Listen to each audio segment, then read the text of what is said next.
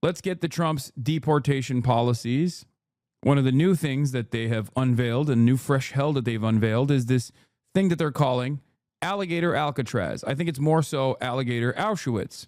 It is a migrant facility smack dab in the middle of the Everglades, in the middle of the swamp in Pennsylvania. From what I understand, it's like a airport hangar that was previously owned by some like pedophile that the government is now restructured into a tent city. Did I say Pennsylvania? I meant Florida. I'm sorry. Smack dab in the middle of Florida. I don't know why I said Pennsylvania. This is what's going on. And we are taking a look at the president now. You see the Homeland Secretary, Kristi Noem, is with him today, along with the governor of Florida, Ron DeSantis. And as they take this tour through what we're calling, because they do, Alligator Alcatraz, now we're getting to see why they call it that. There is effectively, and I haven't heard anybody else use this wording, maybe they have, but it's like a moat of alligators that encircles this place, as many sides as it has. So, you know, what's interesting about this is it's exactly transparently what the president has been talking about via the governor of Florida. And if we get a microphone that we can listen to, we will try. Let's try here.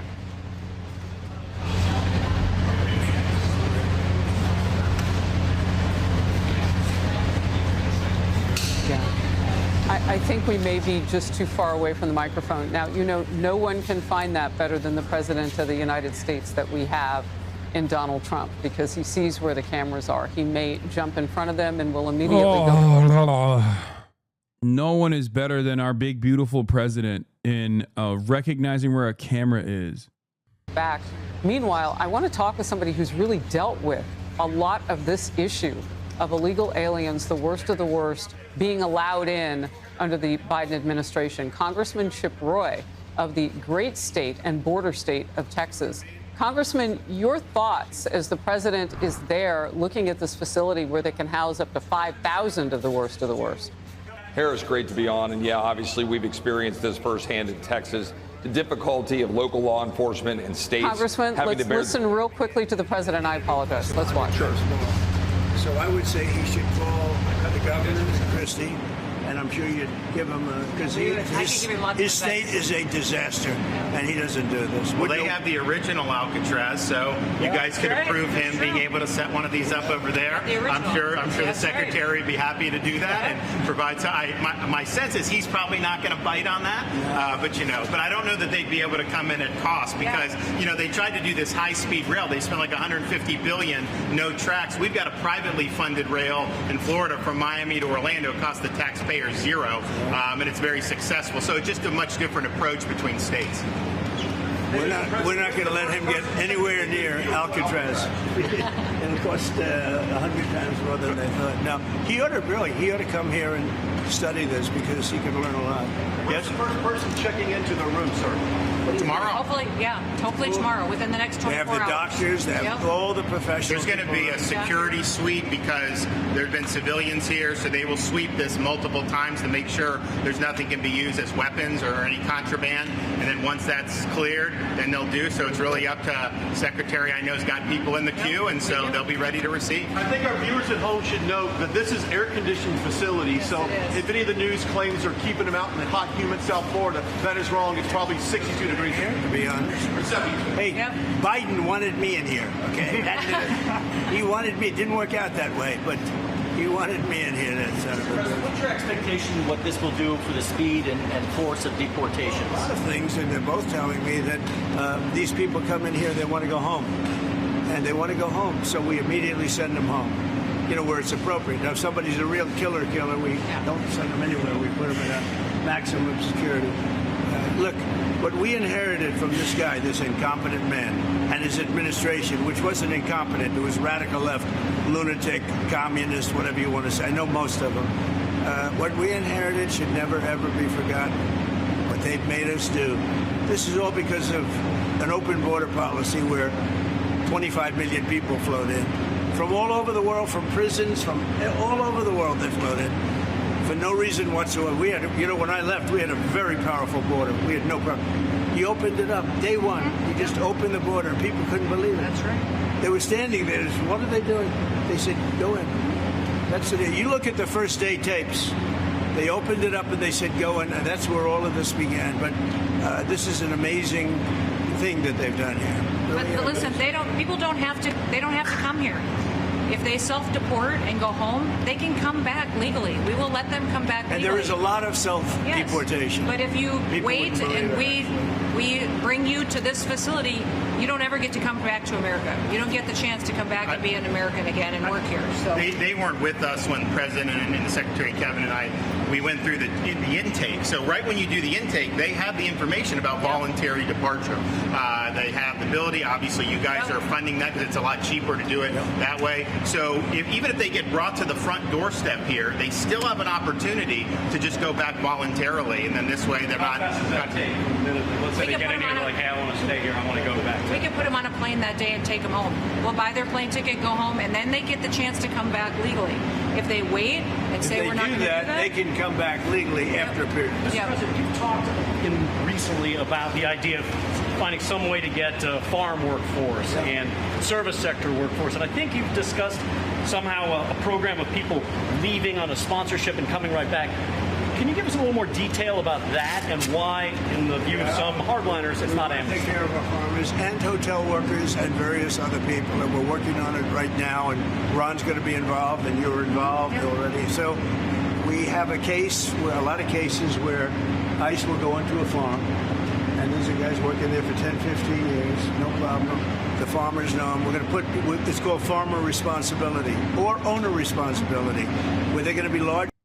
My MAGA mom's idea of what the purpose of the big beautiful bill is about. Yes, it won't stay or stick. They are showing the reality to the world of what the deep state wanted and seeing who in Congress is truly against humanity. It's all going to change. This will be short-lived. Oh my God. They're absolutely delusional. If they don't agree with something, they flip it to fit their own personal fantasy narrative and make it so Trump is God in their make-believe reality. Yeah, by the way, he just said owner responsibility. This is slavery. Let me run this back again. Let me run this back again, okay? Owner of a person. What Donald Trump is talking about here is humans, okay? Undocumented migrants. Farmers and hotel workers and various other people, and we're working on it right now, and Ron's going to be involved, and you're involved already. So we have a lot of cases where ICE will go into a farm, and these are guys working there for 10, 15 years, no problem. The farmers know them. We're going to put, it's called farmer responsibility or owner responsibility, where they're going to be largely responsible for these people. And they know these. Owner responsibility. I know he probably means farm owners, but I think we all know what he actually means, though, what he's signaling here. Because remember, earlier, Donald Trump said, earlier in the day, he said, he doesn't want to deport undocumented migrants that have been working on these farms for an extended period of time. But he also simultaneously mentioned, we're not going to give them citizenship. No way. This is an admission of the ways in which we have the process of documented and undocumented workers. This is literally an admission of what I've been saying for years and years. Like the whole purpose of not giving the proper documentation to these workers who have work authorization is so that they can engage in indentured servitude, and they are utterly disposable whenever the farm owners or whenever the poultry facility owners, the bosses, decide that they want to wipe out the entire labor pool, only with the full knowledge that they can just like rehire a bunch of new, fresh, undocumented laborers in their place. This is an admission of how undocumented work exists in this country. Okay? You mean poor Americans and their children? What do you mean? The most famous incident that took place was with Purdue and numerous other poultry facilities where undocumented migrants that were hired deliberately, that were placed inside of trailer parks near the Purdue chicken facilities, the Purdue poultry facilities, had a lot of issues on the job sites. Like they had sexual assaults that were rampant, and they had a lot of back pay that they were not getting. When they got together and demanded their back pay and made their concerns be heard, the bosses at the plants called ICE on them and deported them, only to turn back around and rehire undocumented migrants and put them in the same trailer park. We keep these people undocumented deliberately. We know where they are. We have a lot of these people constantly checking in with ICE. We keep them undocumented deliberately. Okay? The difference between an undocumented and a documented worker is documentation. And the government ultimately controls whether or not they even stay documented. An example of this can be seen with the temporary protected status documented workers of Haitian background. When J.D. Vance, the vice president, and Donald Trump were running their campaign, they kept saying these guys were illegal aliens. They were not. They had the proper clearance and the proper paperwork. They had the temporary protected status.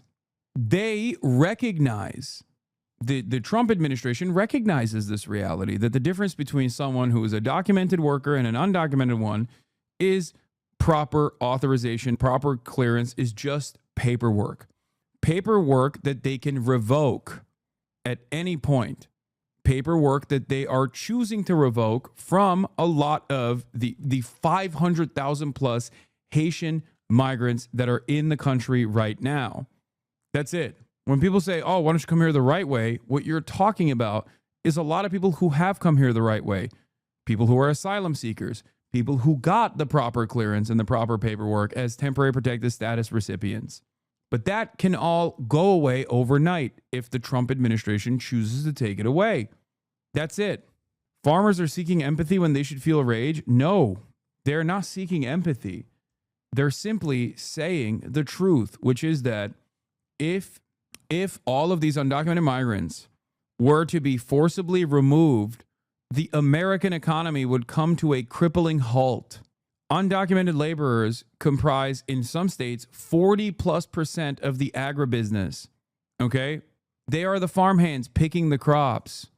Undocumented migrants, undocumented laborers are responsible for the majority of the agribusiness all around the country. I believe to 60% overall.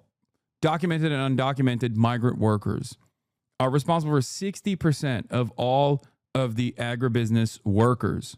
Undocumented and documented non-citizens are responsible for a major chunk of the construction as well, the construction sector as well. Silence, Kulak. This exploitation of labor will stop. Real cute, man. Yeah, that's what Trump is doing, right? Punishing the kulaks, right? No, he's not. He's punishing the workers, you moron. You're so edgy. I dislike the idea with a lot of the left calling this slavery. Banned. Okay. Slavery is so much worse. You're undermining the depravity of chattel slavery. Me. I'm so special. This is the modern version of direct indentured servitude, which is another form of slavery. Okay.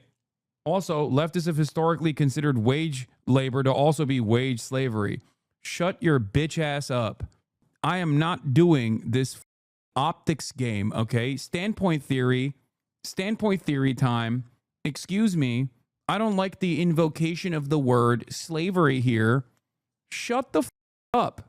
According to the USDA, 40% of all farm workers in the U.S. are undocumented. That labor simply cannot be quickly replaced, if at all, through H-2A visas or the hiring of U.S. citizens. Mass deportations would lead to the closure of many farms and cause food prices to skyrocket. This is the reason why business leaders are begging Trump not to do this. Yes, I saw Kristi Noem ending TPS for 500,000 Haitian migrants in September. I saw that. This is precisely the reason why I said initially the same forces that are working in ICE will inevitably come for black people. They already are coming for black people. Who do you think is going to get targeted by ICE when they're looking for the 500,000 illegal Haitian migrants? This is why the whole we're going to sit this one out style weird Fed posting that we saw was idiotic from the jump. Because the entire principle behind the ICE deportations is to make America a more white nation. A New York City federal court just ruled that Secretary Noem's decision to partially vacate Secretary Mayorkas' decision to extend TPS for Haiti was unlawful. This would restore the original expiration date of February 3rd, 2026, and potentially overrule Noem's recent decision to terminate it. Yay, Twitter news, no research. Twitter news. This is Aaron Reichling Melnick. Like, when people say Twitter news, I don't think they understand who I'm sourcing this information off of. Do you think this is like Jack Posobiec and Wokeness account or something that I'm getting this information from? Or do you think I'm getting this information from a senior fellow at the American Immigration Council whose entire job is to report on exactly all of the new, this is his job. This is what he does. Are you so stupid that you see Twitter and you think, oh, dude, what an own? I'm joking. Okay, good joke. Twitter is all but a simple vehicle for summarized talking points coming from researchers who pour hours and hours of time into covering all of the latest things that are unfolding on every issue. That's not a fair comparison. There has still been far less militaristic response to protests until more recently, especially when more Latinos went out in the streets. What are you talking about? What? They aren't going to go after blacks that are legal. Dog, the 500,000 Haitian migrants that are currently on temporary protected status are quite literally legal until the point where the government decides unilaterally that they are not legal. And in the process, they absolutely will go after black people that are legal, okay? Blacks, this man says. How do you figure out if someone is a Haitian migrant on TPS versus just a black person that is a natural born U.S. citizen? You can't figure out if this is a black person that is an American citizen versus a Haitian migrant on temporary protected status, which is the proper authorization to exist on U.S. soil and work on U.S. soil. He has the proper documentation to be here, even if it's revoked later down the line unceremoniously. How do you figure that difference out? You arrest black people en masse, and then you figure out whether or not they're actually Haitian migrants or not. We already saw this with a ton of American citizens who are simply brown getting apprehended and arrested and falsely detained by ICE. Are you stupid? So far, 70 U.S. citizens have been falsely deported. Not only that, but they're also talking about denaturalizing U.S. citizens. Governor DeSantis has proposed using national... Any evidence for this, bro? I guess Trump is going to deport Obama now. Where are you getting this info from, bro? Any evidence for this, bro? Google is free, big dog. Type in the words U.S. citizen detained by ICE, or type in the words U.S. citizen falsely deported. Okay? Please. You don't have to have me spoon feed every piece of information because it requires me constantly having to re-explain things that I have explained so far. Okay? ICE may have deported as many as 70 U.S. citizens in the last 5 years. This is from the American Immigration Council. This number is only going to go up way higher. This is from 2015 to 2020. Okay? This number is going to go up even higher because this was not even the peak of mass deportations. Every other day, there is a new story. Every other day, there's a new story of an American citizen being falsely detained. National Guard, deputizing them as immigration judges to get through this mass. Get your papers right, dude. 70 is so little. 70 people who can't provide ID. One day, this will happen to your mother or you. Okay? And I hope people don't have that same exact attitude when it happens to you, you moron. You'll think, who cares, man? Who cares? Whatever.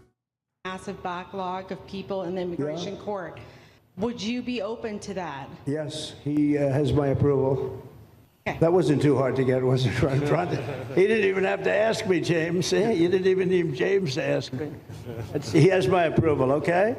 Good. I also like what he's doing in Okeechobee. He has my approval for that, too. I don't know how we work that out, but we'll work it. Yeah, they're going to deputize the National Guard.